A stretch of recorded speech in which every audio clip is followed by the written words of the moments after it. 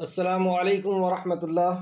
الحمد للہ ان الحمد للہ نحمده ونستعینه ونستغفره ونعوذ باللہ من شرور انفسنا ومن سیئات اعمالنا من يهده الله فلا مضل له ومن يضلل الله فلا هادي له واشهد ان لا اله الا الله واشهد ان محمدا عبده ورسوله رب اشرح لي صدری ویسر لی امری واحلل عقدۃ من لسانی یفقہوا قولی رب زدنی علما رب زدنی علما آمین یا رب العالمین۔ ہر قسم کی تعریف اور شکر اللہ رب العزت کے لیے لائق اور زیبا ہے، جو ساری کائنات کا خالق، مالک، مربی اور منتظم ہے، جو ساری کائنات کو وجود بخشنے والا، ہر مخلوق کی حفاظت کرنے والا اور ہر مخلوق کی ضرورت کا پورا کرنے والا ایک و تنہا ہے۔ درود و سلام ہو انبیاء اکرام پر، جنہیں جن اور انس کی رشد و ہدایت کے لیے مبعوث فرمایا گیا، خصوصاً نبی مکرم رحمت للعالمین امام الانبیاء محمد صلی اللہ علیہ وسلم اور آپ کے صحابہ پر۔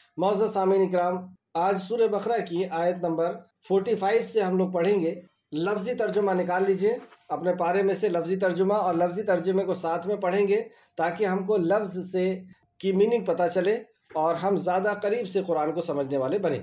اعوذ باللہ من الشیطان الرجیم، اے اللہ ہم تیری پناہ میں آتے ہیں شیطان سے۔ اے اللہ تو ہمیں شیطان کے مکر و فریب سے بچا لے کہ وہ ہمیں تیرے کلام سے دور کر دے۔ بسم اللہ الرحمن الرحیم، اللہ کے نام سے جو رحمان اور رحیم ہے۔ اس عظیم کام کو کہ ہم اپنے رب سے کلام کریں، یہ عظیم کام جو ہمارے اوپر فرض ہے، یہ اہم کام کہ ہمارا رب ہم سے کیا خطاب کرتا ہے یہ جان پائیں اور اپنی پیدائش کے مقصد کو پورا کر پائیں۔ اس اہم کام کو ہم خالق کائنات کے نام سے شروع کرتے ہیں، اور وہ رب جو رحمان اور رحیم ہے۔ اے اللہ تو ہمارے اوپر اپنی رحمت نازل فرما اور اس کلام پر ہمیں ایمان عطا فرما، اس کلام کو ہمیں سمجھا دے، اس کلام کو ہمیں سکھا دے اور اس پہ عمل کی توفیق عطا فرما۔ آیت نمبر 45، وَاسْتَعِینُوا، اور مدد طلب کرو۔ کس سے مدد طلب کرو؟ اللہ رب العزت سے۔ یعنی ہم مجبور ہیں، ہم ضرورت مند ہیں اور ہماری ضرورت اللہ رب العزت کی طرف سے ہی پوری کی جا سکتی۔ وَاسْتَعِینُوا، اور مدد طلب کرو، بالصبر، صبر کے ساتھ، والصلاۃ، اور نماز کے ساتھ، وَإِنَّهَا، اور بے شک وہ، لَكَبِيرَةٌ، البتہ بڑی بھاری ہے، مگر اوپر علی الخاشعین، خشوع کرنے والوں کی۔ مطلب صبر اور نماز سے اللہ کی مدد طلب کرنا، اللہ کی مدد اپنے طرف متوجہ کرنا، اللہ کی رحمت اپنے طرف متوجہ کرنا، یہ بہت بھاری ہے، لیکن ان کے لیے نہیں جو خاشعین لوگ جو ہیں۔ اور وہ خاشعین کیسے ہوتے ہیں؟ الذین، وہ جو یظنون، یقین رکھتے ہیں، یقین رکھتے ہیں، انہم، بے شک وہ ملاقات کرنے والے ہیں، ملاقات کرنے والے ہیں، ربہم، اپنے رب سے، وانہم، اور بے شک وہ الیہ، طرف اس کے راجعون، لوٹنے والے ہیں۔ یعنی جو آخرت پر یقین رکھنے والے ہیں وہ خاشعین ہیں، اور ان کے لیے یہ آسان ہے، آخرت کا یقین رکھنے والے۔ یا بنی اسرائیل، اے بنی اسرائیل، اذکروا، یاد کرو، نعمتی، میری نعمت، التی، وہ جو، انعام کی میں نے، علیکم، تم پر، وانی، اور بے شک میں، فضلتکم، فضیلت دی میں نے تمہیں، علی العالمین، تمام جہانوں پر، واتقوا، اور ڈرو، یوما، اس دن سے، لا تجزی، نہ کام آئے گا، نفس، کوئی نفس، ان نفس، کسی نفس۔ یعنی پہلے بنی اسرائیل کو اللہ نے اپنی نعمتوں کو یاد دلایا، اور جنہوں نے ایمان لے آیا ان کے اوپر تکلیف آ رہی تھی تو کہا کہ صبر کرو، نماز سے اللہ کی مدد طلب کرو، یعنی اللہ کی مدد اپنے طرف متوجہ کراؤ، اور اس کے بعد اب اللہ رب العزت ڈرا رہا ہے ان کو آخرت کے انجام سے۔ واتقوا، اور ڈرو، یوما، اس دن سے، لا تجزی، نہ کام آئے گا، نفس، کوئی نفس، مطلب کوئی بھی تمہارے کام نہیں آئے گا، ان نفس، کسی نفس کے، کوئی نفس کسی نفس کے کام نہیں آئے گا، شیء، کچھ بھی، یعنی جنہوں نے ایمان نہیں لایا، جنہوں نے توحید اور رسالت کو قبول نہیں کیا، اس کے لیے وعید۔ ولا، اور نہ، یقبلو، قبول کیا جائے گا، منہا، اس سے، شفاعت، کوئی سفارش۔ تو ایسے شخص کے لیے جو توحید اور رسالت کو قبول نہ کرے اس کے لیے کوئی سفارش نہیں۔ ولا، اور نہ، یؤخذو، لیا جائے گا، مواخذہ اسی سے، یؤخذو، لیا جائے گا، منہا، اس سے، عدل، کوئی بدلہ، ولا اور نہ ہم وہ ینصرون وہ مدد کیے جائیں گے، ینصرون وہ مدد کیے جائیں گے۔ آئے تفسیر کی طرف، آیت نمبر 45 وَاسْتَعِینُوا بِالصَّبْرِ وَالصَّلَاةِ اور تم صبر اور نماز کے ذریعے سے اللہ کی مدد طلب کرو، اور بے شک یہ بہت بھاری ہے مگر عاجزی کرنے والوں پر نہیں۔ کل کی کلاس میں ہم نے آیت نمبر 40 سے پڑھا تھا، اور یہاں سے بنی اسرائیل کا واقعہ شروع ہوا تھا۔ بنی اسرائیل یعقوب علیہ السلام کی کنیت یا یعقوب علیہ السلام کا لقب، اور انبیاء علیہ السلام کے واقعات یہاں سے شروع ہو رہے ہیں، اور انبیاء علیہ السلام کے قصص، اچھے اور برے لوگوں کا انجام، یہ قرآن میں 1/3 مقام رکھتا ہے۔ تو یہ واقعات، اچھے اور برے لوگوں کے انجام یا انبیاء علیہ السلام کے قصص، قصے کیوں بیان کیے جاتے ہیں، اس کو ہمیں جاننا ضروری ہوگا، تب ہم اس سے صحیح طور پہ فائدہ اٹھا پائیں گے۔ تو کیوں سنائے جاتے ہیں؟ سورہ یوسف آیت نمبر 111 میں اللہ نے فرمایا یقیناً ان کے قصوں میں عقل والوں کے لیے نصیحت ہے۔ تو گویا کہ یہ واقعات ہمارے لیے نصیحت ہے، ہمارے لیے عبرت ہے، اور خاص طور پر بنی اسرائیل کا واقعہ، اس سے ہماری بہت زیادہ قربت ہے، کیونکہ اس کے تعلق سے، بنی اسرائیل کے عمل کے تعلق سے، ان کے طریقوں کے تعلق سے رسول اللہ صلی اللہ علیہ وسلم نے پیشن گوئی کی اللہ کے حکم سے۔ امام بخاری نے اس کو روایت کیا، اس حدیث کو لے کر کے آئے بخاری نے حدیث نمبر 7320 جو ہم کل پڑھ چکے ہیں، کہ تم ان کے قدم بقدم، شانہ بشانہ ان کے قدم پیچھے چلو گے، وہ اگر کسی کھو میں گھسے ہوں گے، کسی بل میں گھسے ہوں گے تو تم بھی گھسو گے۔ صحابہ نے پوچھا یا رسول اللہ یہ کون لوگ ہیں؟ کیا یہ لوگ، ان سے مراد یہودی اور نصرانی ہیں؟ تو آپ نے فرمایا پھر اور کون؟ تو یعنی یہودی اور نصرانی جو کریں گے وہ امت محمدیہ بھی کرے گی۔ تو یہودی اور نصرانی یہ تو سب تباہ ہو جائیں گے، جنہوں نے ایمان نہیں لایا ان میں سے، یہ سب جہنم رسید ہو جائیں گے۔ تو ایسے دور میں ہمارے لیے کیا نصیحت ہے؟ تو ایک اور حدیث نبی کریم صلی اللہ علیہ وسلم فرمایا، امام ترمذی نے اس کو لے کر کے آیا، صحیح حدیث ہے 2641، کہ ان کے اندر 72 فرقے ہوئے، اور امت محمدیہ میں 73 فرقے ہوں گے، 72 کے 72 جہنم میں جائیں گے، ایک جنت میں جائے گا۔ تو صحابہ نے پوچھا یا رسول اللہ یہ وہ کون لوگ ہوں گے؟ یعنی 72 جو بنی اسرائیل میں ویسے کی ویسی عمل کریں گے لوگ، اور 72 امت محمدیہ میں بھی ہو جائیں گے، اور دونوں طرف کے 72 جہنم میں جانے والے، ایک بچنے والا ہے، کہ نبی کریم صلی اللہ علیہ وسلم کی امت میں 73 فرقے ہوں گے۔ اور یہ پیشن گوئی تھی، کچھ لوگ یوں سمجھتے ہیں کہ یہ خواہش تھی رسول اللہ کی، اس وجہ سے یہ ہو رہا ہے، نعوذ باللہ استغفر اللہ۔ یہ پیشن گوئی ہے کہ ایسا ہوگا آخر دور میں، جبکہ آپ کا حکم اور قرآن مقدس میں تو آپ دیکھ لیں کئی جگہ فرمایا گیا ہے، سب مل کر کے اللہ کی رسی کو مضبوطی سے پکڑ۔ بہرحال رسول اللہ صلی اللہ علیہ وسلم سے صحابہ نے پوچھا کہ یہ وہ کون لوگ ہوں گے؟ تو آپ نے بتایا کہ یہ وہ لوگ ہوں گے جو میرے حکم اور صحابہ کے طریقے پر عمل کرنے والے ہوں۔ تو اب ہمیں یہ پتہ چلا کہ جب ہم یہ واقعات پڑھیں گے تو یوں لگے گا جیسے کہ مسلمانوں کے لیے بات ہو رہی ہے، یہ ساری کی ساری چیزیں مسلمانوں کے اندر بھی آ گئی ہیں، اور یہ بھی ایک اعجاز ہے، یہ بھی ایک نبی کریم صلی اللہ علیہ وسلم کی رسالت کا ثبوت ہے کہ واقعی آپ اللہ رب العزت کے نبی ہیں، کہ آپ نے 14.5 سال پہلے جو بات بتائی کہ جیسے بنی اسرائیل نے کیا ویسی تم کرنے والے ہو،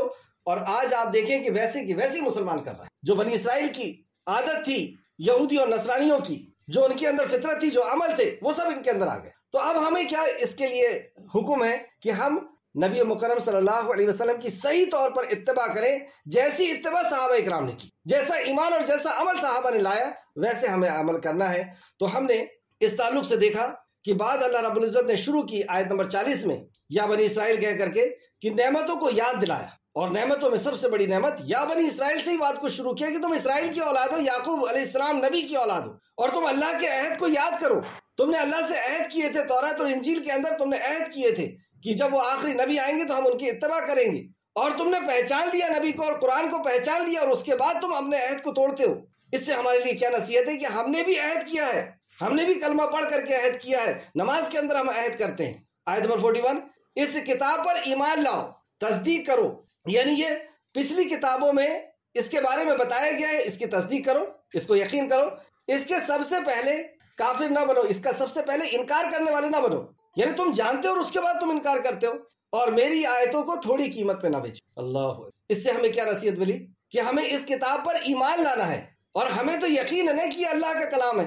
نبی مکرم صلی اللہ علیہ وسلم کی زبان مبارک سے ہمیں یہ بات پتہ چلی، اور اس کے پہلے سب سے پہلے ہم ہی کافر ہو جائیں تو پھر کس سے امید کریں گے؟ آپ جو اور مذاہب ہیں ان سے امید کریں گے کہ جب ہم سب سے پہلے ہم ہی اس کو نہ سیکھیں، نہ ایمان لائیں، نہ عمل کریں، تو کہا سب سے پہلے تم ہی کافر نہ بنو، اور میری آیتوں کو تھوڑی قیمت پہ نہ بیچو۔ مطلب دنیا کو حاصل کرنے کے لیے، دنیا کو کمانے کے لیے، اس کی شہرت، اس کی دولت، اس کی عزت، کو حاصل کرنے کے لیے اللہ کے کلام کو پس پشت مت ڈالو۔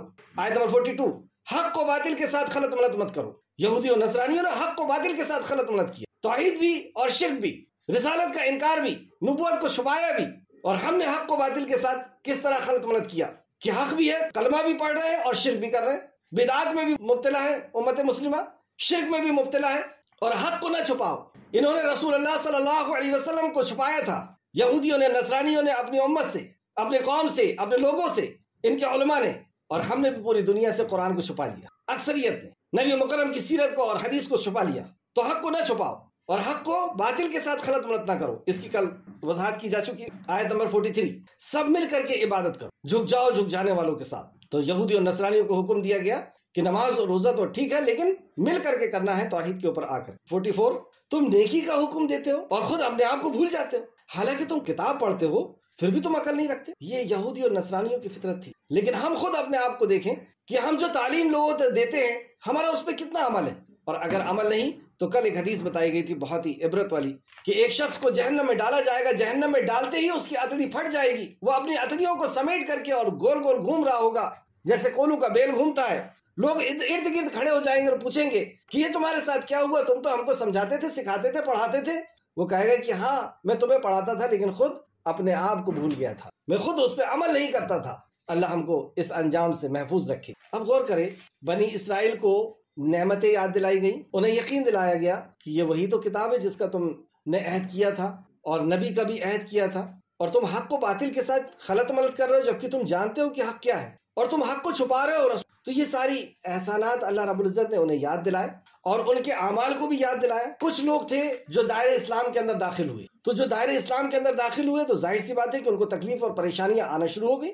تو ان کے لیے اس آیت میں حکم کہ تمہیں اب کیا کرنا ہے، اب حق کو قبول کرنے کے بعد جو مصیبتیں اور پریشانیاں آ رہی ہیں تو اس معاملے میں تمہیں کیا کرنا ہے۔ اور اس کے پہلے بھی جو آیت گزری ہے کہ تم سب نماز پڑھو، اور اس کے بعد اب پھر صبر کا حکم اور نماز کا حکم، یعنی یہ ایسا صبر کا ایسا حکم ہے جو نماز کے ساتھ دیا گیا۔ اس کی اہمیت، فضیلت اسی سے پتہ چل کہ اس کو نماز کے ساتھ، صبر کو نماز کے ساتھ جوڑ کر کے بولا، اور اس کے بعد پھر انہیں آخرت کے بارے میں بتایا جائے گا۔ پھر بنی اسرائیل کو احسان یاد دلائے جائیں گے اور آخرت کے بارے میں بتایا جائے گا۔ آیت نمبر 45، وَاسْتَعِينُوا بِالصَّبْرِ وَالصَّلَاةِ، اور تم صبر اور نماز کے ذریعے سے اللہ کی مدد طلب کرو۔ پہلی بات یہ پتہ چلی کہ ہمیں مدد کی ضرورت ہے، اور ہر انسان کمزور پیدا کیا، ہر انسان کو ضرورت پڑتی ہے، اور اس کی ضرورت صرف ایک جگہ سے پوری ہو سکتی، اور وہ ہے خالق کائنات۔ تو اللہ رب العزت کی رحمت، برکتیں یا توجہ ہم اپنے طرف کس طرح پھیریں یا کس طرح متوجہ کریں۔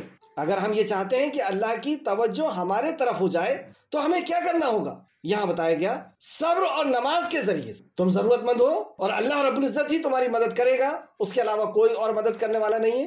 تو اللہ کی مدد کے لیے تمہیں کیا کرنا ہوگا؟ صبر اور نماز کے ذریعے سے اللہ کی مدد طلب کرنا۔ اسی کے برعکس اگر ہم دیکھیں کہ وہ کون سا عمل ہے جس کی وجہ سے اللہ کی توجہ سے انسان محروم رہ جاتا، تو ظاہر سی بات ہے کہ اسی کا الٹا کر لیں کہ ہم صبر نہ کریں، صبر اور نماز کے ذریعے سے مدد نہ طلب کریں، تو پھر ہمیں دنیا میں کوئی مدد دینے والا نہیں۔ جب اللہ رب العزت کی رحمت ہم سے اٹھ جائے گی کوئی اور رحم کرنے والا نہیں، صرف وہی ایک در ہے جہاں سے ہمیں ہماری فریادیں پوری ہوتی ہیں، اس کے علاوہ کوئی اور در نہیں جہاں پہ ہماری فریادیں پوری ہو۔ تو ابھی ہمیں جاننا ہوگا کہ صبر ہے کیا، تبھی ہم صبر کر پائیں گے، کیا اس کے شرائط ہیں۔ تو صبر کو ہم 6 پوائنٹس کے ذریعے سے جانیں گے۔ سب سے پہلا، صبر کے معنی کیا ہے، یعنی اس کی تعریف کیا ہے، اس کی پریبھاشا کیا ہے۔ دوسرا پوائنٹ، صبر کی قسمیں کتنی ہیں۔ تیسرا، صبر سب سے بڑی خیر ہے جو اللہ سبحانہ و تعالیٰ کی طرف سے دی گئی، سب سے بڑی خیر ہے صبر۔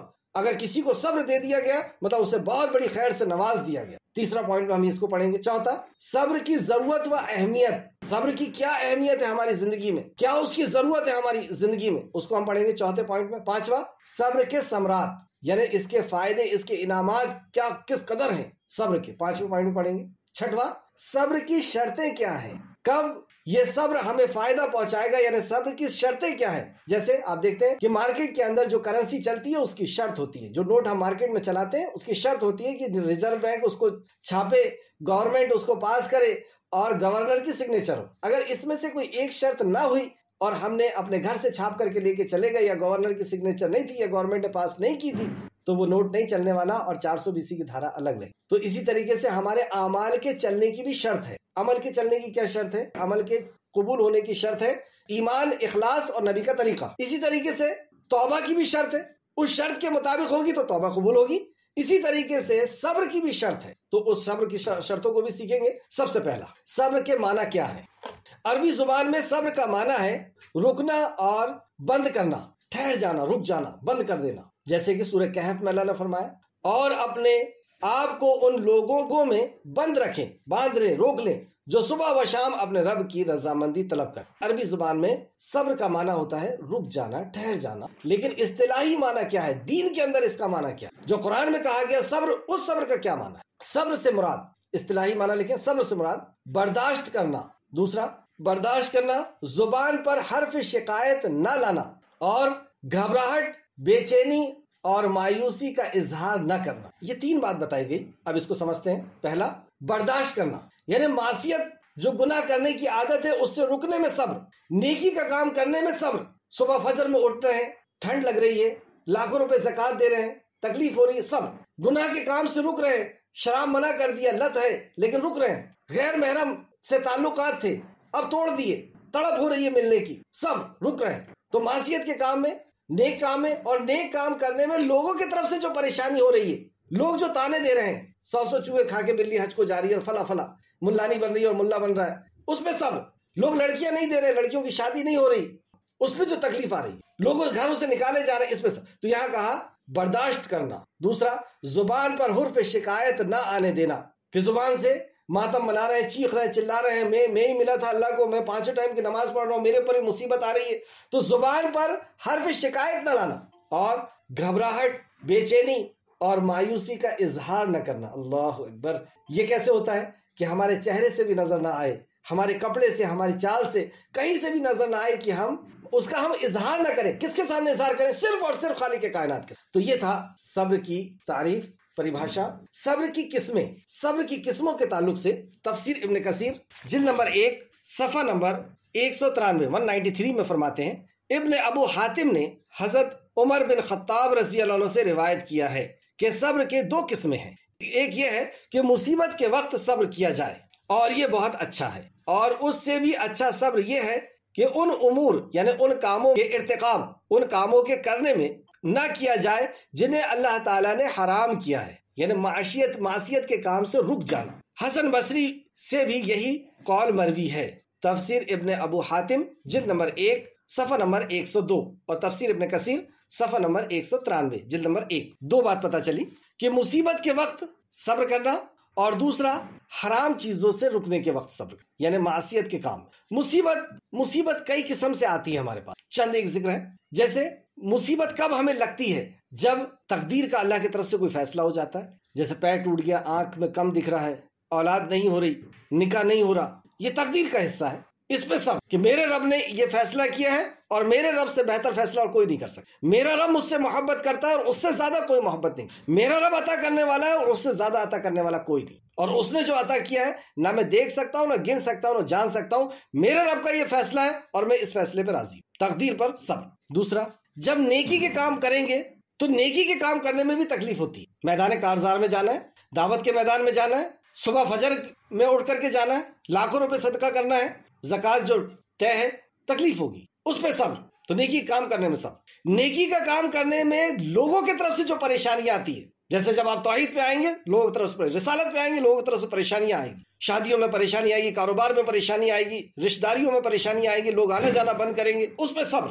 تو نیک کام کرنے میں، اور اس طریقے سے یہ 3 چیز میں نے بتائی آپ کو۔ چوتھا، حرام چیزوں سے رکنے میں، جو معصیت ہے، گناہ کے کام ہے، اس سے رکنے میں صبر، کیونکہ عادت بنی ہوئی گناہ کے کام کرنے میں، تو جب اس سے رکیں گے تو تڑپ ہوگی، اس میں کنٹرول کرنا ہوگا اپنے آپ کو۔ تو یہ قضا اور قدر پر ناراضگی کا اظہار نہ کرنا۔ تو ایسے ٹائم پر وہ جو 3 تعریف بتائی گئی کہ برداشت کرنا ہے، زبان پر حرف شکایت نہ آنے دینا، اور گھبراہٹ، بے چینی اور مایوسی کا اظہار نہ ہو، نہ چہرے سے، نہ چال سے، نہ کپڑے سے، صرف اللہ رب العزت کے لیے صبر کرنا کہ میرے رب نے یہ فیصلہ کیا ہے اور میرے رب کا فیصلہ غلط نہیں ہو سکتا۔ اصل میں ہم لوگ اگر شکایت کر رہے ہیں تو اس سے کیا پتہ چلتا ہے کہ شکایت یہ تو تقدیر ہے، تو ہم اللہ کی شکایت کریں نا کہ اس نے مجھے پریشان کیا، اس نے مجھے نہیں دیا، اس نے مجھے عطا نہیں کیا۔ ایک ایگزامپل، وقت اس میں جائے گا لیکن تھوڑا سا دے دیتا ہوں۔ ایک بادشاہ نے لوگوں کو کھانے پہ بلایا اور کھانے کے لیے اب بادشاہ مہمانی کر رہا ہے، بے شمار فروٹس اور مٹھائیاں، کھانے کی الگ الگ قسمیں.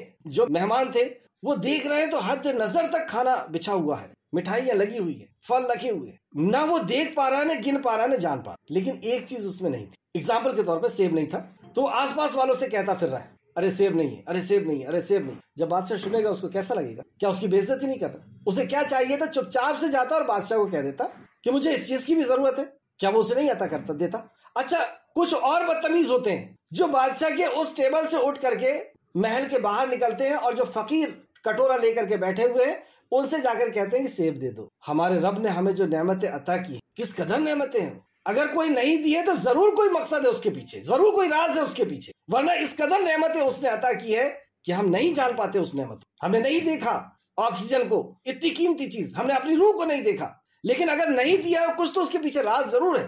تو اس کی شکایت ہمارے چہرے سے، ہماری زبان سے، ہماری بول چال سے کہیں سے نظر نہیں آنا چاہیے. چپ چکے سے ہم اپنے رب سے مانگے. کہ یعقوب علیہ السلام نے اپنے رب سے مانگا اور کہا کہ میں اپنی شکایت تو صرف اپنے رب سے کرتا ہوں، میں کہاں تم سے کر رہا ہوں. جب لوگوں نے یہ کہا کہ تم نے تو یوسف کے لیے رو رو کر کے، یعقوب علیہ السلام سے کہا کہ یوسف کے لیے رو رو کر اپنی آنکھوں کو خراب کری، تو میں کہا کہ میں تم سے کہاں کچھ کہہ رہا ہوں، میں تو اپنے رب سے کہہ رہا ہوں.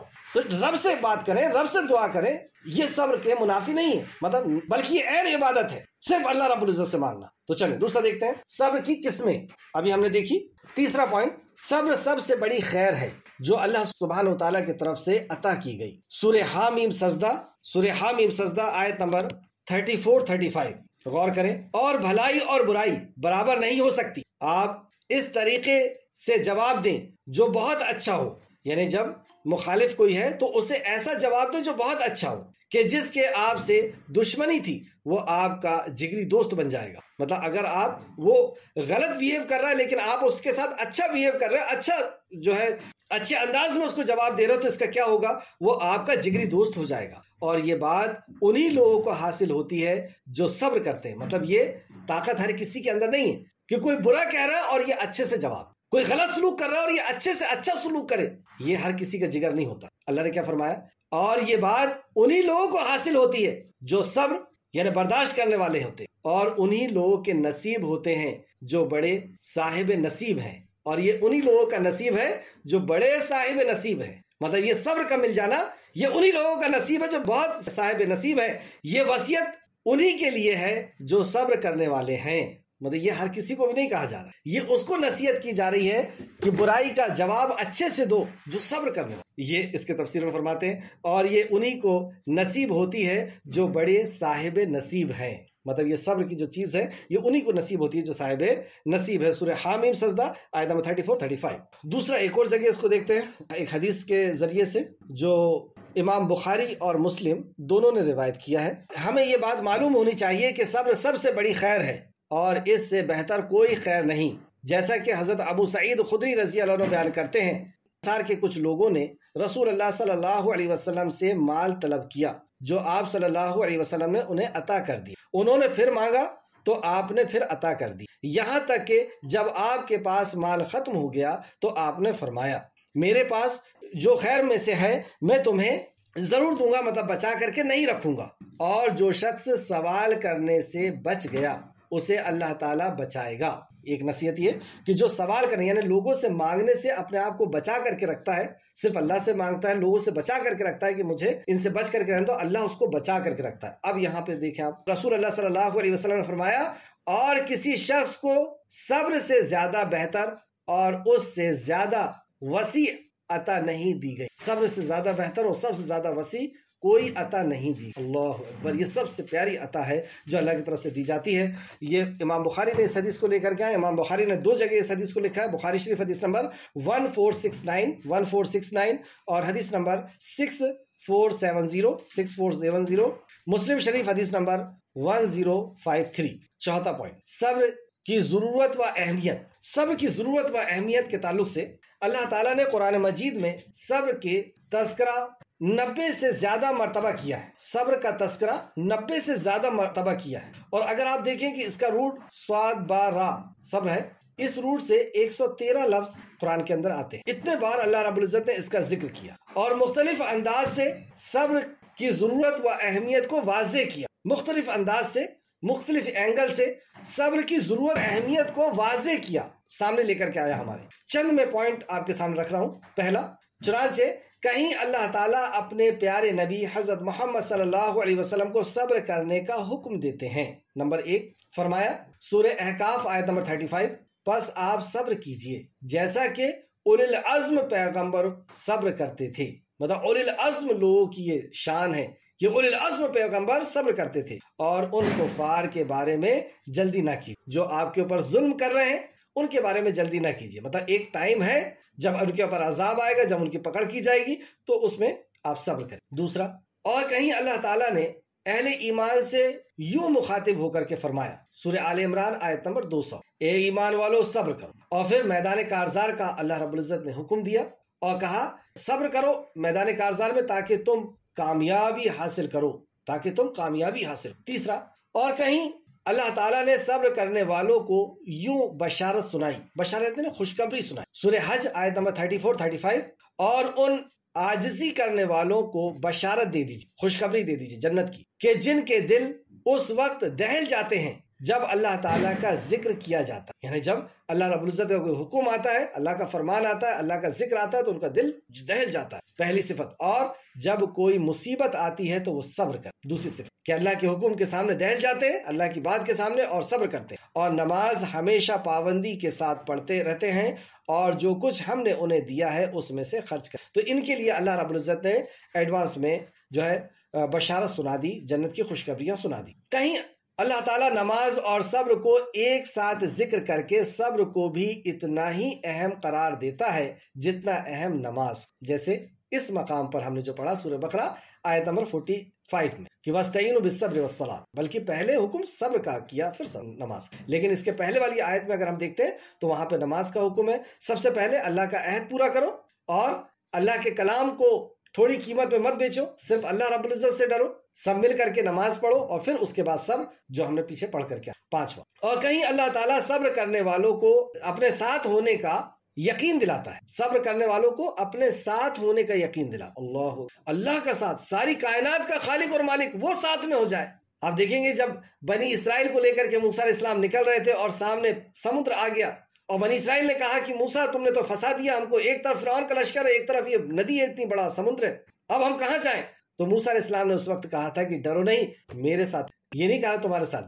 نبی کریم صلی اللہ علیہ وسلم جب مکہ سے مدینہ تشریف لے کر کے جا رہے تھے، آپ کے ساتھ میں آپ کے ساتھی تھے حضرت ابوبکر صدیق نے کہا کہ یا رسول اللہ اگر انہوں نے اپنے پیر کو دیکھ لیا تو ہمیں پا لیں گے، غار ثور میں ہے۔ رسول اللہ صلی اللہ علیہ وسلم نے فرمایا کہ اس کے بارے میں تمہارا کیا خیال ہے جس کا تیسرا اللہ، یعنی ہم دونوں کے ساتھ اللہ۔ تو اللہ ہر کسی کے ساتھ نہیں، کس کے ساتھ اللہ ہوتا ہے؟ اللہ ایمان والوں کے ساتھ ہوتا ہے، اللہ صبر کرنے والوں کے ساتھ ہوتا ہے۔ یہاں پہ دیکھیں آپ 3 چیز بتائی، یا ایھا الذین آمنوا، خطاب ایمان والوں سے، پہلی شرط ایمان، یا ایھا الذین آمنوا استعینوا بالصبر، دوسری صفت صبر، والصلاۃ اور نماز، ان اللہ مع الصابرین، پھر ریپیٹ کیا کہ اللہ صبر کرنے والوں کے ساتھ۔ پھر دیکھیں یا ایھا الذین آمنوا، تو ایمان والوں سے بات ہو رہی ہے، تو ساتھ ہونے کے لیے سب سے پہلی شرط ایمان ہو گئی، یا ایھا الذین آمنوا استعینوا بالصبر، اور صبر، والصلاۃ اور نماز، ان اللہ مع الصابرین، اللہ صبر کرنے والا۔ سورہ بقرہ آیت نمبر 153۔ کہیں اللہ سبحانہ وتعالیٰ صبر کرنے والوں سے اپنی محبت کا اظہار کرتا، اللہ کی محبت، واللہ یحب الصابرین، سورہ آل عمران آیت نمبر 146۔ اور اللہ تعالیٰ صبر کرنے والوں سے محبت کر، یحب محبت کر، کس سے؟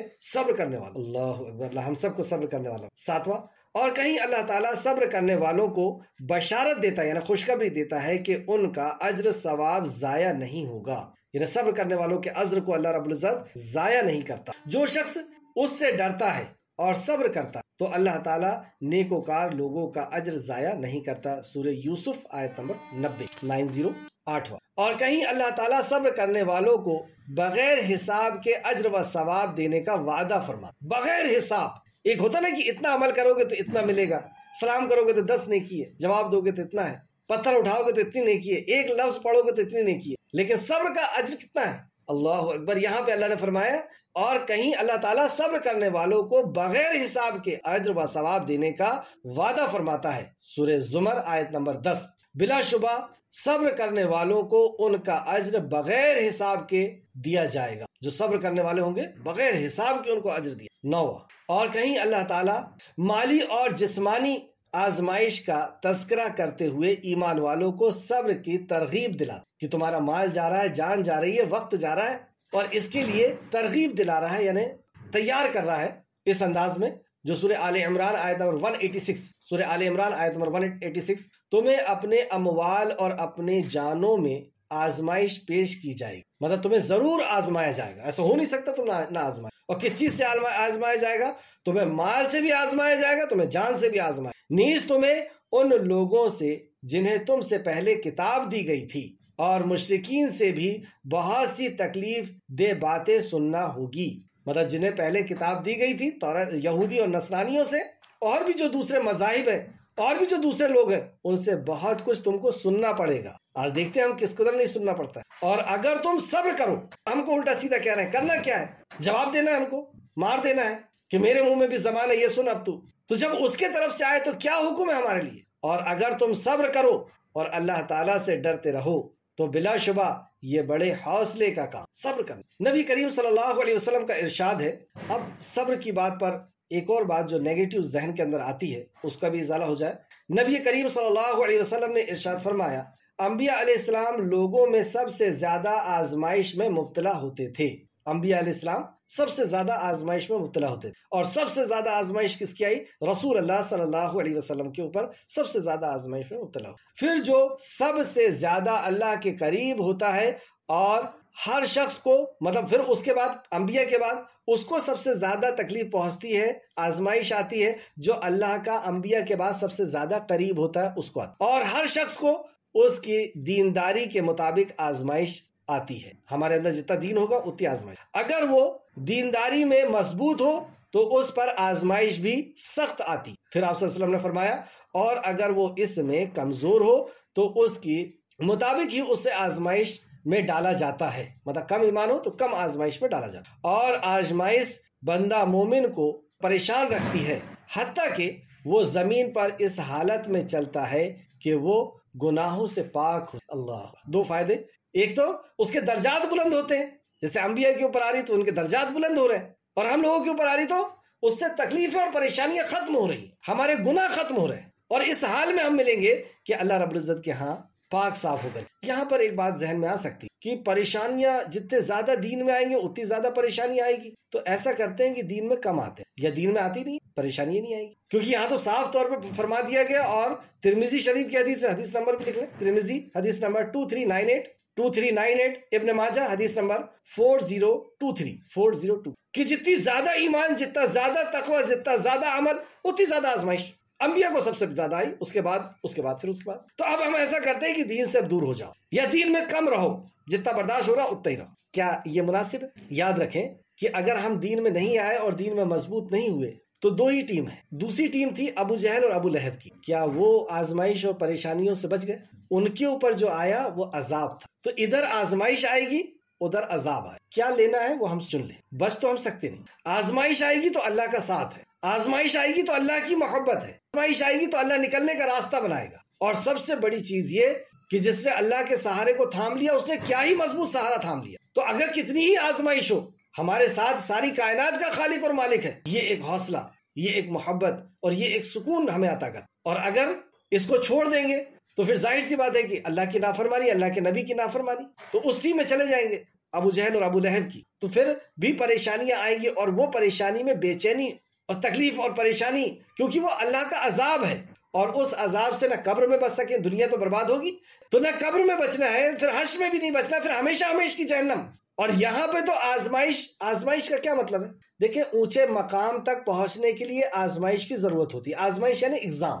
تو اگر آپ کو کسی بڑے منصب پر بیٹھنا ہے، بڑی پوسٹ تک پہنچنا ہے، تو ایگزام فائٹ کرنا ہوگا، پھر آپ اس لائق ہوں گے اس پوسٹ کے، اس سیٹ کے۔ تو یہ آزمائش یہی ہے۔ موسیٰ علیہ السلام کو اللہ رب العزت نے بہت ساری آزمائشوں میں گزارا، اور پھر جب طور پر پہنچے تو کہا کہ اے موسیٰ، ہم نے تمہیں چنا اور تمہاری تربیت کی۔ کیا تربیت کیا تھا اللہ نے؟ کہیں بیٹھ کر کے تو پڑھایا نہیں تھا، کوہ طور میں پہلی بار بات ہو رہی ہے۔ تو آزمائشوں میں ڈالنا یہ اللہ کی طرف سے تربیت ہے، یہ تربیت کا سسٹم ہے، اور آزمائش سے بہتر استاد اور کوئی نہیں ہے۔ جب زندگی کے ٹھوکر لگتی ہے اور جب سمجھ میں آتی ہے، ویسا کوئی نہیں سمجھا سکتا۔ تو آزمائشوں میں ڈال کر کے اللہ رب العزت نکھارتا ہے، اس لائق بناتا ہے کہ اس پوزیشن میں۔ صحابہ اکرام کے اوپر آزمائشوں پہ آزمائشیں آئیں، اور پھر اس کے بعد پوری دنیا ان کے قدموں کے اوپر اس مقام و مرتبے تک پہنچایا. بہرحال اس میں وقت کافی لگ گیا, آگے چلتے ہیں.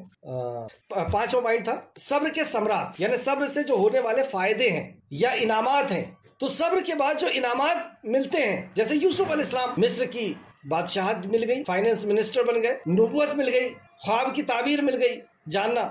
آزمائشوں کے بعد اللہ رب العزت بڑے بڑے انعامات سے نوازتے. ابراہیم علیہ السلام کو دیکھیں آپ, اور بھی بے شمار ثمرات ہیں.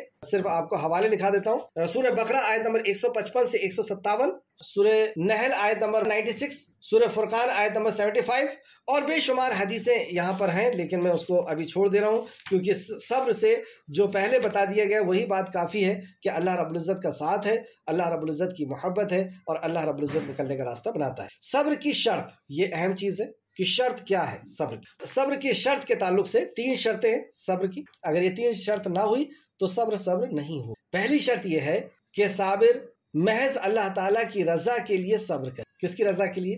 اللہ کی رضا کے لیے. یہاں پہ ہم صبر کس کے لیے کرتے ہیں کہ ابھی مال نہیں بک رہا ہے, دکان نہیں چل رہی ہے, صبر کرو, کچھ دن کے بعد اچھی چلے گی. اللہ رب العزت کی رضا کے لیے صبر. سورہ رعد آیت نمبر 22, اور جنہوں نے اپنے رب کی رضا کو طلب کرتے ہوئے صبر کیا, اور جنہوں نے اپنے رب کی رضا کو طلب یعنی حاصل کرنے کے لیے صبر کیا, نماز قائم کی, اور ہم نے انہیں جو دے رکھا ہے اس میں سے پوشیدہ طور پر اور دکھا کر خرچ کیا, اعلانیہ خرچ کیا, اور وہ برائی کا جواب بھلائی سے دیتے ہیں.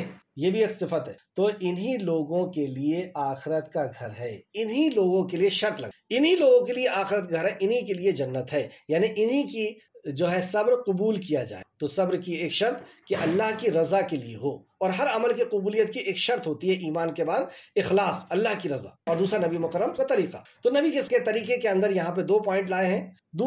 دوسری شرط یہ ہے کہ بندہ مومن ہر قسم کی آزمائش میں اپنے زبان پر کوئی حرف شکایت نہ لائے, اور کسی کے سامنے اللہ کا شکوہ نہ کرے. ایک یہ بھی شرط کہ اگر کوئی آزمائش, کوئی پریشانی آئی ہے تو اب یہ چیخنے چلانے لگا کہ میں ہی ملا تھا اللہ کو, ارے بڑا پریشان ہوں, جیسی چہرہ دیکھتے سی سمجھ میں آتا ہے اب یہ بولے گا ایسا کہ بڑا پریشان ہوں, میں ہی ملا تھا اللہ کو, اللہ نے مجھے تباہ کر دیا. کیا ملا مجھے آج تک؟ کیا دیا میرے باپ نے, کیا دیا میرے شوہر نے, میری اولاد سے مجھے کیا ملا؟ میری زندگی تو تباہی اور پریشانی میں گزر گئی. اللہ اکبر, کتنے سخت لفظ ہیں. کس کے لیے بول رہے ہیں؟ تقدیر کس نے بنایا؟ اللہ رب العزت نے بنایا, اور اس کی نعمتیں, اس کے احسانات, اس کے انعامات سب بھول گئے. اس قدر ہے کہ نہ دیکھ پا رہے, نہ سن پا رہے, نہ جان پا رہے. اس کے باوجود ایسے کلمات کہنے میں ڈر نہیں لگ رہا. ارے کوئی چیز اگر اللہ نے نہیں دیا ہے تو اس کے پیچھے کچھ حکمت ہے. ایک ایگزامپل اور دے, بھلے وقت ہو جائے. چھوٹا سا پودا جو رہتا ہے, مالی کبھی کبھی اس کے طرف جو پانی جا رہا ہوتا ہے اس کو روک دیتا ہے, اس چھوٹے پودے کی سائڈ کی ٹہنیوں کو کاٹ دیتا ہے, اور اوپر سے گرین پردہ لگا دیتا ہے. اب وہ پودا چیخنا اور چلانا شروع کر دے کہ میں ہی ملا تھا اس کو, میرا ہی پانی روکا اس نے, میں ہی ملا تھا, میری ہی ٹہنیوں کو کاٹا اس نے, اور میں ہی ملا تھا, میرے ہی اوپر اس نے پردہ لگایا, دھوپ نہیں آنے دے رہا, بہت ظالم ہے میرا مالی, میں ہی ملا ہوں اس کو ظلم کرنے کے لیے. لیکن جب وہ پودا بڑا ہوتا ہے نا, تب اس کو سمجھ میں آتی کہ اگر وہ پانی نہیں روکتا تو میری جڑیں سڑا دیتا ہوں, وہ پانی ضرورت سے زیادہ تھا. اگر وہ ٹہنیوں کو نہیں کاٹتا تو میں نشو نما نہیں ہو پاتا, میں سیدھا اوپر نہیں جا پاتا. اگر وہ پردہ نہیں لگاتا تو وہ دھوپ میری پتوں کو جلا دیتا. آج ہمیں نہیں پتا چل رہا, جو پریشانی ہمارے اوپر آئی ہے آج ہمیں پتہ نہیں چلی. بس ہم راضی ہو جائیں اپنے رب پر, اپنے رب کے فیصلے پر. وہ رب ہم سے محبت کرتا ہے نا, بے انتہا محبت کرتا ہے, کئی ماؤں سے زیادہ محبت کرتا ہے. اس کی محبت, اللہ اکبر, ابھی وقت نہیں ہے بتاتا میں کہ کیا محبت کرتا ہے. اس نے اگر ہمارے لیے فیصلہ کیا ہے کہ ہمارا پیر ٹوٹ جائے, یا آنکھ میں کم دکھے, یا فلاں کا انتقال ہو جائے, دکان مٹ جائے, بے عزتی ہو جائے, تو یہ میرے رب کا فیصلہ ہے, اور میرے رب کا فیصلہ غلط نہیں ہو سکتا. آگے پتہ چلے گا. ارے بھائیوں نے دشمنی کی یوسف علیہ السلام سے, عورتوں نے ان کے اوپر ظلم کیا, جیل میں چلے گئے, اور جیل سے نکلتے وقت کیا کر رہے ہیں؟ اللہ تیرا شکر ہے تو نے مجھے جیل خانے سے نکالا. جبکہ یہ کہنا تھا کہ اللہ تو نے مجھے تباہ کر دیا, پوری جوانی یہاں پہ جیل میں گزر گئی, میں بے عزت ہو گیا پورے مصر کے اندر, میرا بچپنا چھین لیا تو نے, میرے ماں باپ سے مجھے دور کر دیا, در در کی فکر ٹھوکریں کھاتا رہا, اور جو ہے کوڑیوں کے دام پہ میں بکا, مجھے تو نے تباہ کر دیا. اللہ ایسا بولنا تھا نا یوسف کو علیہ السلام. کیا کہہ رہے ہیں؟ اللہ اکبر, جیل سے نکلتے ہوئے وقت کہہ رہے ہیں کہ اللہ تیرا شکر ہے تو نے یہاں سے نکالا. اور پھر ایک اللہ کی ایک صفت کو وہاں پہ لے کے آئے, میں ابھی بھول رہا ہوں. اس صفت کا مطلب یہ ہوتا ہے کہ اللہ تدبیر کرنے والا ہے. بھائی الگ اپنی چالیں چل رہے تھے, عورتیں اپنی چالیں چل رہی تھی، جیل کے اندر مجھے ڈالا گیا تھا، لیکن ایک ساتھ میں تدبیر چل رہی تھی اللہ رب العزت کی. وہ نام لے کر کے یوسف علیہ السلام نے کہا کہ میرا رب وہ ہے، اور وہ تدبیر کے بعد کیا ہوا کہ خواب کی تعبیر، نبوت اور بادشاہت. تو اس وقت نہیں سمجھ میں آتا. موسیٰ علیہ السلام نے ایک گھوسا مار دیا، مر گیا، وہ بھاگ کر کے دوسرے دیش میں جانا پڑا. اس وقت نہیں سمجھ میں آئے. اس وقت تو ایسا لگے گا نا کہ میرے ہاتھ سے کیوں مار دیا اللہ، مارنا تو تو نے تھا، تو نے روح نکالی اس کی، میرے ہی ہاتھ کیوں تو نے وہاں پہ لگوا دیا. لیکن یہ میرے رب کا حکم ہے، اس کا فیصلہ ہے، اس کی تقدیر ہے لکھی، اور میرا رب میرے لیے غلط فیصلہ. صبر کی شرط پہ تھے ہم. تو دوسری شرط کہ شکایت نہ ہو، شکوہ نہ ہو، رب کی رضا پہ راضی ہیں. اور اس کے تعلق سے حضرت ابو ہریرہ رضی اللہ عنہ بیان کرتے ہیں، رسول اللہ صلی اللہ علیہ وسلم نے ارشاد فرمایا، اللہ تعالیٰ فرماتا ہے میں جب اپنے بندے مومن کو آزمائش میں مبتلا کرتا ہوں، حدیث قدسی، اللہ تعالیٰ فرماتا ہے میں جب اپنے بندے مومن کو آزمائش میں مبتلا کرتا ہوں اور وہ عیادت کے لیے آنے والوں کے سامنے میری شکایت نہیں کرتا. مطلب کوئی بیمار ہے یا کسی کا گھر جل گیا، کسی کے شوہر کا انتقال یا بیٹے کا انتقال ہو گیا، اور کوئی عیادت کے لیے آیا، ملنے کے لیے آیا، تو وہ میری شکایت نہیں کرتا کہ میرے ساتھ ایسا ہو گیا، میری تقدیر میں ایسا لکھا، تو شکایت نہیں کرتا. تو پھر میں اسے اپنی قید سے آزاد کر دیتا ہوں، اللہ کی طرف سے انعام. تو میں اسے اپنی قید سے آزاد کر دیتا ہوں، پھر اسے اس سے پہلے سے بہتر گوشت اور بہتر خون عطا کرتا، پھر وہ نئے سرے سے عمل کرنا شروع کر دیتا. اللہ. حاکم کی حدیث ہے، جلد نمبر 1 صفحہ نمبر 349، اور یہ صحیحین کی شرط پر ہے. یہ تیسری شرط یعنی شکایت نہیں کرنا. اب تیسری شرط یہ ہے کہ بندہ مومن ابتلا و آزمائش میں صبر کرے، نہ کہ یہ ابتلا و آزمائش میں خوب رونا پیٹنا اور چیخنا کر لے اور وقت گزرنے کے بعد پھر صبر کرے اور کہے کہ میں نے صبر کر لیا. یعنی فرسٹ اسٹیپ میں ہی صبر کرنا. جیسی سنا کہ میرے فلاں کا انتقال ہو گیا، فوراً انا للہ و انا الیہ راجعون. بعد میں تو صبر آ ہی جاتا ہے، جیسے کہ ایک حدیث لے کر کے آئے، بخاری اور مسلم دونوں نے روایت کیا ہے. آخر میں رسول اللہ صلی اللہ علیہ وسلم نے اس خاتون کو کہا، مطلب ایک خاتون ایک قبر کے پاس بیٹھ کر کے رو رہی تھی، نبی مکرم وہاں سے گزرے اور کہا، حدیث کا مفہوم بتا رہا ہوں، کہ صبر کرو، اللہ سے ڈرو، صبر کرو. تو وہ کہتی ہے تمہیں کیا پتا کہ میرے اوپر کیا بیتی ہے اور میرے ساتھ کیا ہوا ہے.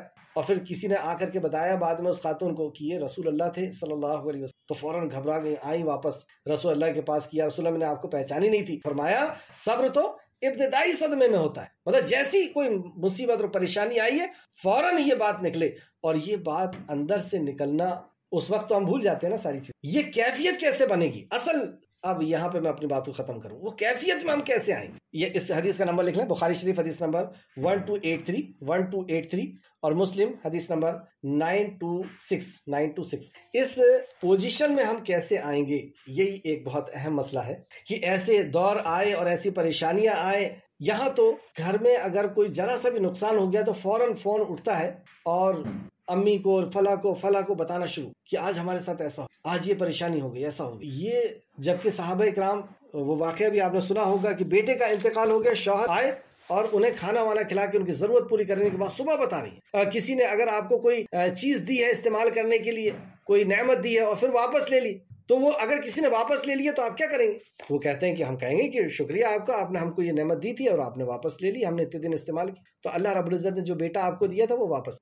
یہ کیفیت بنے گی کیسے، کب بنتی ہے یہ کیفیت کہ ایسے بڑی چیز ہو جائے اور ہمیں یہ یقین ہو کہ کرنے والی ذات تو اللہ کی ہے، اس کے فیصلے کے مطابق ہوا ہے تو ہو جائے. آیت کو پھر سے پڑھیں، آیت نمبر 45 پہلے پڑھتا ہوں. اور تم صبر اور نماز کے ذریعے سے اللہ کی مدد طلب کرو. پھر اللہ خود بتا رہا ہے، اور بے شک یہ بہت بھاری ہے، مطلب کوئی چھوٹا موٹا عمل نہیں، یہ بہت گرا گزرتا ہے، بہت مشکل ہے، لیکن کس کے لیے آسان ہے اللہ. پھر اللہ فرماتا ہے یہ بہت بھاری ہے، مگر اس کے لیے نہیں، مگر عاجزی کرنے والوں پر نہیں. تو یہ عاجزی کرنے والے کون ہوتے ہیں؟ ابن عباس رضی اللہ عنہ فرماتے ہیں جو اس کی تصدیق کرتے ہیں جو اللہ نے نازل فرمائی، جو اللہ نے نازل فرمائی ہے اس کی تصدیق کرتے ہیں، وہ لوگ ہیں.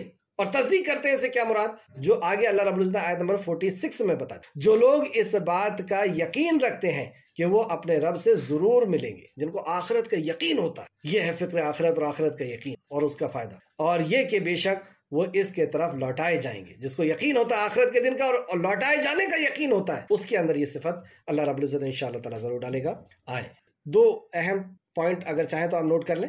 اللہ سبحانہ وتعالیٰ کی طرف سے آزمائش ہو یا ہمارے گناہوں کی وجہ سے ناراضگی یا عذاب، ہر حال میں ہمیں صبر کرنا ہے اور اللہ سبحانہ وتعالیٰ سے اس کی نجات کے لیے دعا کرنا ہے. یعنی ہمارے گناہوں کی وجہ سے ہم پر مصیبت آئی ہے یا ہم نیکی کا کام کر رہے ہیں اور پھر پریشانی آئی ہے، یا پرانے کوئی گناہ تھے اس کی وجہ سے ہمارے اوپر کوئی پریشانی آ گئی ہے، اب ہمیں تو پتہ نہیں، تو وہ کسی بھی طریقے سے جو فیصلہ اللہ کا ہوا ہے، فیصلہ تو اللہ نہیں ہوا، ہمارے گناہوں کی وجہ سے ہو یا آزمائش کی شکل میں ہو، تو ہمیں ہر حال میں صبر کرنا ہے اور اللہ ہی سے اس کی نجات کے لیے دعا کرنا ہے، استغفار پڑھنا ہے، توبہ اور استغفار کرنا ہے اور اللہ ہی سے دعا مانگنا ہے۔ ایک اہم پوائنٹ، جیسے یعقوب علیہ السلام نے اپنی پریشانی اور غم کی فریاد اللہ کے سوا کسی اور سے نہیں، کہ میں اپنے غم کی فریاد اللہ کے سوا کسی اور سے نہیں کرتا، تو یہ بعین دعا ہے اور یہ عبادت ہے۔